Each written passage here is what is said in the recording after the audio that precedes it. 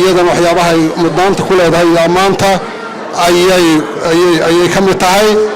oo haddaan la kala roonaan iyo haddaan laysu cudur daarin haddaan laysu samrin aan waxbay noo hagaageen urur siyaasaedka ka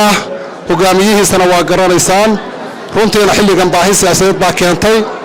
oo qof kasta oo aqoon leh qof kasta oo dadaal badan qof kasta oo karti badan uu is oranayo xaggee baad waddanka toosintiisa iyo taladiisaba ka qabataa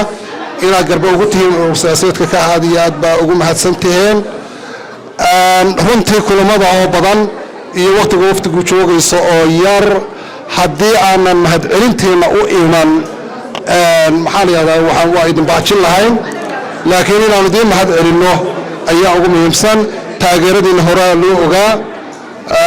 dee ballanteenu waa saa ballan qaadeen oo xisbinimona in loogu